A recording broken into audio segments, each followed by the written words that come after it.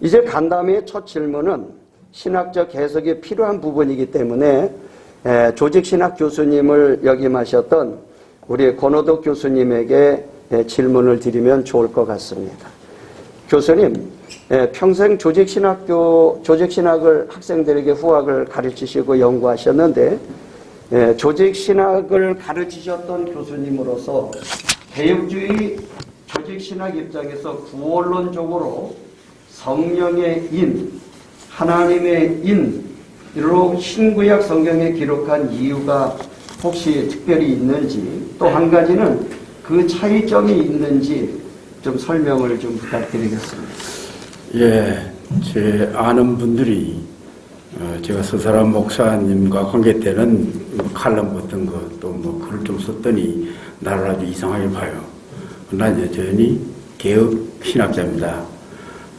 그리고 신학자의 임무 중에 하나가 어떤 중요한 이런 운동이 있으면 아주 자세히 관찰하고 분석해서 이제 그 문제점을 지적하고 혹은 억울한 면이 있으면은 그걸 변호해주고 하는 그런 임무도 있습니다. 제가 이제 이 질문과 더불어 제가 중요하게 여기는 것은 뭐냐면은 이러한 그 비판가들이 혹은 좀 비난하는 그러한 말하는 사람들이 과연 성경적이냐 하는 것입니다. 사실은 우리 개혁파, 개혁신학은 항상 성경이 모든 판단의 기준이 되었습니다.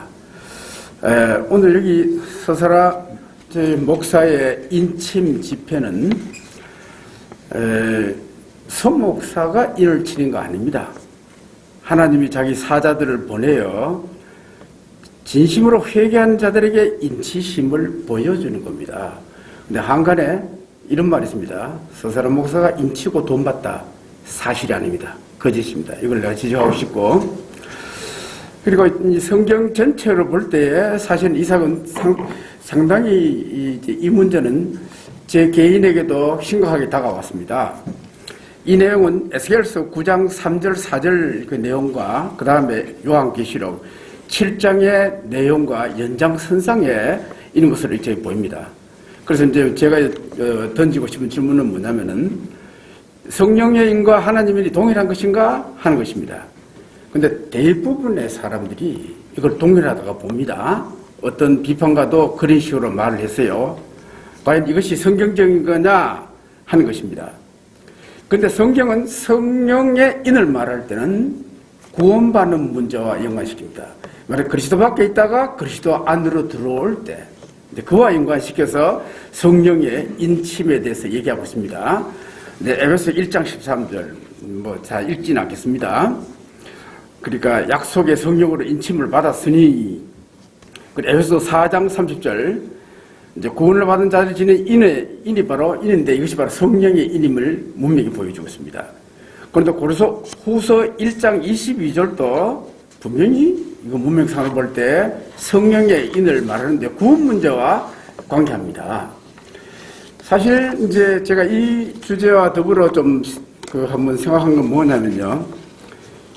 성령의 인과 하나님의 인이 같으냐 다르냐 이 주제는요. 그동안 한국 신학계에서 논의가 되지 않았습니다. 그러니까 대부분의 신학자들은 이 둘을 동일한 것으로 봐왔습니다. 지나쳐 버렸어요.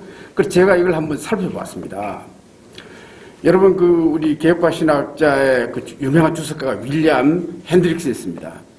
이 사람이 요한계시록 주석을 썼죠. 그 7장에서 이 사람은 하나님의 인을 에스겔서와 연관시키지 않습니다. 단지 인에 대한 세 가지 특징만 말하고 넘어가 버립니다. 그 다음에 조지 엘던 레트가 있습니다. 이 사람은 전천년, 역사적 전천년 설자의 대표자지요. 미국 풀러의 신약 학자입니다. 아마 돌아가셨을 거예요. 이분은 여기 주석하면서 성령의 인과 하나님의 인사를 구별하는 데는 관심이 없고 단지 이렇게 말합니다. 여기 하나님의 인은 구원 사건이 아니라 하나님의 백성들이 하나님의 진노로부터 보호를 받는 문제와 연관시킨다. 이렇게 얘기했습니다. 제가 인용하겠습니다. 하나님께서 인치신 자들은 하나님의 진노의 쏟음으로부터 안전하게 보호를 받을 것이다. 비록 그들이 순교를 당한다 해도 이렇게 표현했어요. 그러니까 성령의 인과 하나님 일이 다르다는 거죠. 그리고 사실은 이 성경 문맥으로 봐도 이 하나님 일은요, 하나님의 종들입니다. 비기독교인이 아니라 종들의 이마에 친다는 걸 이제 표현한 걸 보아서 이거 성령의 인과는 좀 다르다 이렇게 볼 수가 있습니다. 그래 몇 가지 이제 주석을 내가 한번 설명하는데, 그 유진 보링이라는 사람은 이제 미국에서 이제 교수와 설교를 위한 성경 주석 시리즈가 있습니다. 상당히 많이 알려진 그런 시리즈입니다. 여기서 그 요한계시록 7장 1절에서 8절에 나오는 하나님의 종들의 이마에 인치는 것을 이게 에스겔서 9장 3절과 일치함을 전제하고, 여기 입맞은 신실한 기독교인들이 대환란 곧 파괴적인 광풍과 같은 바람처럼 그들 위해 몰아칠 대환란을 통과할 때 보존함을 받음을 지지겠습니다. 특별히 흥미로운 것은 뭐냐면 어린 양이 자기를 따른 자의 이마에 인을 쳤습니다. 이걸 본받아 짐승이 자기를 추종하는 자들 위해 표를 했다는 겁니다. 짐승의 표를. 그런 식으로 연구안에서 주석합니다. 그 다음에 이제 보수계에서 아주 지금 근래에 가장 인정을 받는 주석 중에 하나가 뭐냐면 NIC입니다. NIC. New International 성경이 있지 않습니까? 그 주석 시리즈에서 마운스라는 이 주석가는요, 이 하나님이 구원사건과 관계하지 않는다. 이렇게 이제 못 박습니다. 제가 인용하겠습니다. 이 이는 성례식의 의미로 세례를 언급하는 것으로 해석해는 안 된다. 이 인침의 어떤 목적은 성도들을 다가오는 심판에서 보호를 받음을 보증하는 것이다. 여기 이 세례는 구원사건 관계합니다. 그와 관계없다는 거죠. 이제 또 인용하겠습니다. 그들은 하나님의 분노를 받지 않도록 인침을 받았지, 환난을 당하지 않도록 인침을 받지 않았다. 인치심은 하나님의 종들을 공개적으로 드러내는 마귀 세력의 공격에 대항하여 안전하기 위함이다. 그리고 구원과는 관계없습니다. 그러니까 이 성도들은 하나님의 인을 받음으로써 환난을 당하나 견딜 수 있으며 하나님의 진노하심을 받지 않는다는 것을 이렇게 이제 주석했습니다. 그 다음에 이제 세크라 페이지 시리즈에 나오는 이 해링턴의 주석입니다. 이것도 이분은 그 요한계시록 7장의 이 내용을 에스겔서 9장 4절과 관계함을 전제하고 이렇게 말합니다. 요한계시록에서 하나님의 종들에게 인치심은 이들이 환난과 죽음으로부터 보호를 받는 것을 상기하지 않고 환난 기간 동안 환난을 통과하면서 인내를 가르친다. 이거 좀 약간 다르지요? 중요한 건 뭐냐? 핵심 뭐냐? 이 하나님의 인치심을 받음을 통해서 대배도 사건, 대환난을 견뎌낸다고 이렇게 했습니다. 여기서 이제 이 양반이 흥미로운 건 뭐냐면 출애굽 사건과 연관시켜요. 출애굽 때 말하자면 그 병이 전체를 다 지배했지 않습니까? 이제 현재 팬데믹처럼. 근데 여기 때 그 당시 이스라엘 사람들이 그 6월절에 인치심을 받고 대환란을 통과할 때 보호를 받는 그와 연관시켜서 설명했습니다. 물론 때 여기서 기독교인의 그 삶의 방식, 죽기까지 자기 생명을 아끼지 않는 방식으로 살면은 승리한다 이렇게 주석하고 있습니다. 그 다음에 독일 주석가 아돌프 폴이라는 사람도 이거는 그리스도인이 되는 것, 수세자가 되는 것을 다루지 않는다. 이 인치심은 하나님의 종으로 만드는 것이 아니라 하나님의 종이 된 자들과 관계한다고 이렇게 지적했습니다. 말하자면 인치심을 통해 하나님은 자기 백성들이 타락하지 않도록 하는 힘을 주는 것이다. 4가지 천연한 것을 전부 다 공통적으로 말하는 건 뭐냐면 주님이 재림하시기 이전에 대배도 사건이 있다는 것을 얘기합니다. 그와 연관해서 설명합니다. 자, 이걸 정리한다면 하나님은 적그리스도의 원령이 등장하기 전에 곧 대배도 사건이 일어날 때 환난을 잘 견딜 수 있도록 부여하는 그러한 표시라는 것입니다.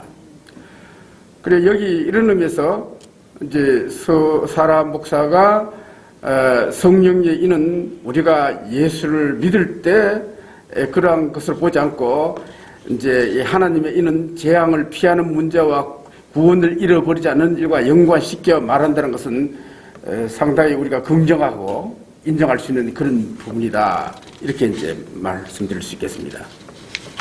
네, 교수님 설명을 들으니까 목회를 오래 한 저로서도 이게 잘 들어야 이해가 될 만한 일이고 한 이야기인데 아주 잘 풀어서 또 예를 들어서 설명해 주셔서 감사합니다.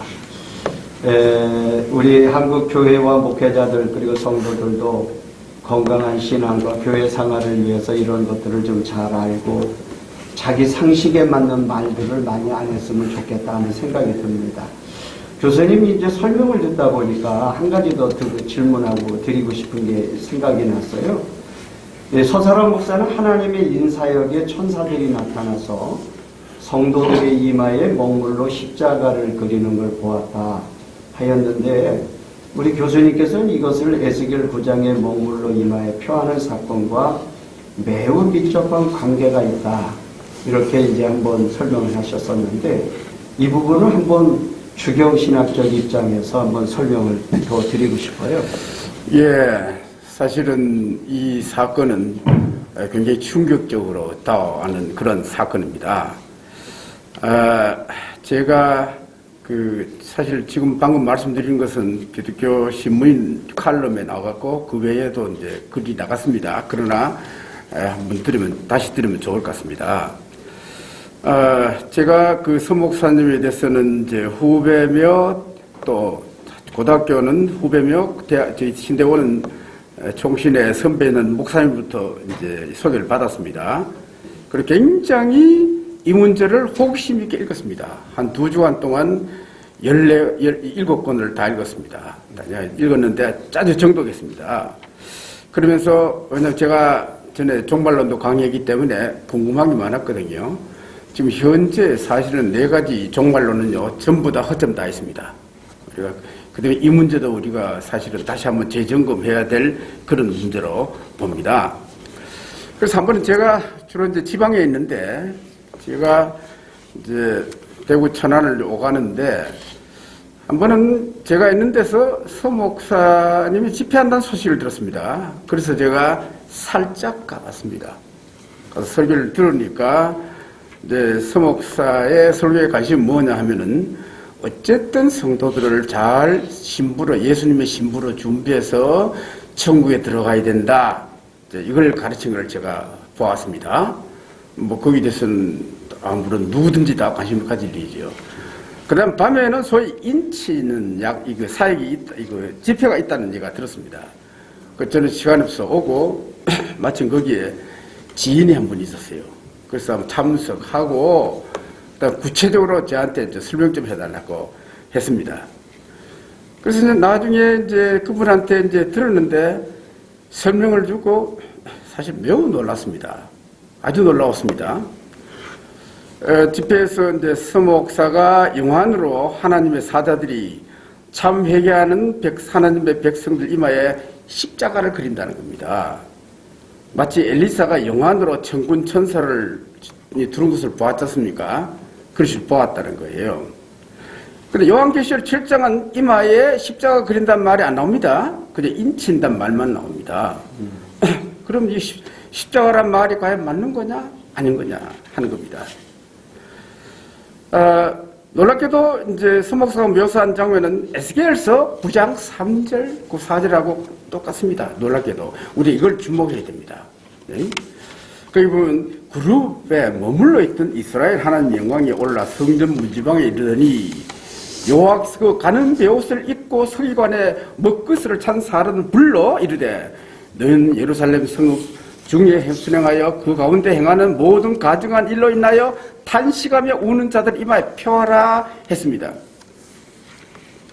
그런데 에스겔서 9장은 이 인을 이게 십자가인가 하는 겁니다.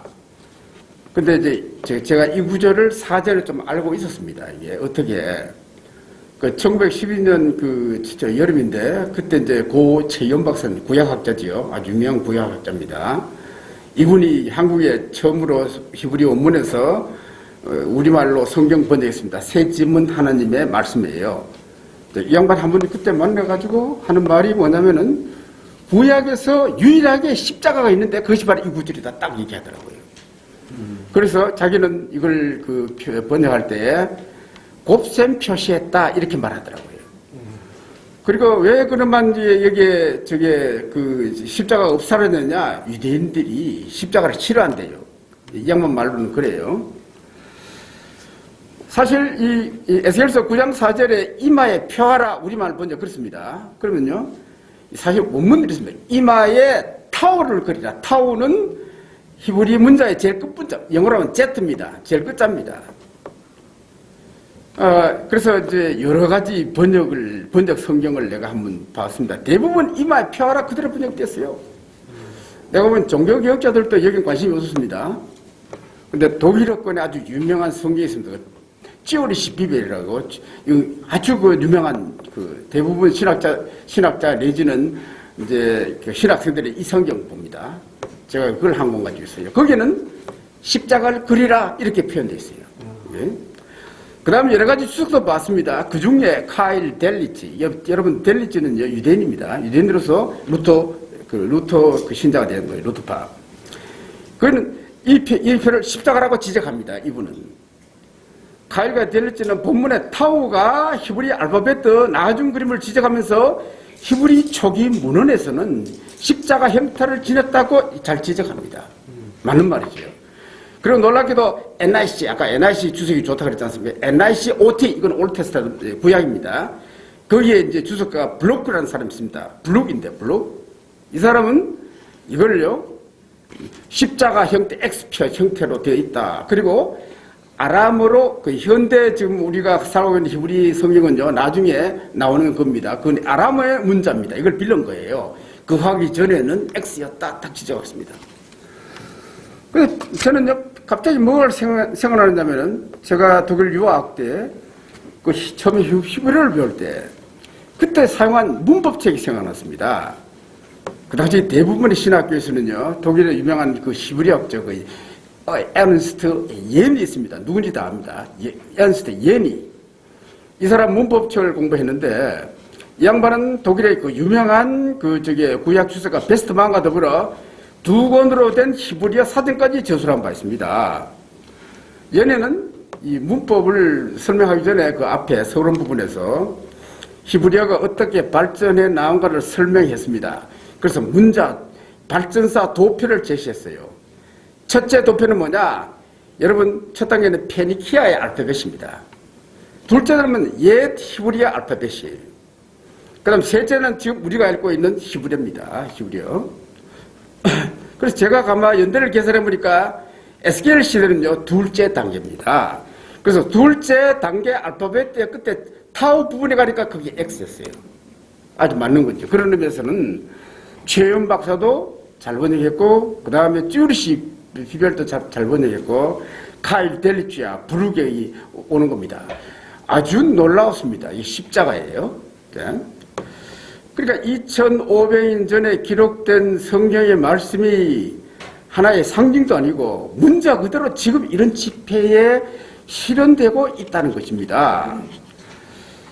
요한계시록은 성도들의 이마에 인치는 일을 매우 중요하게 보고 이렇게 말하죠. 가로되 우리가 우리 하나님의 종들의 이마에 인치기까지 땅이나 바다나 나무나 해하지 말라 하더라.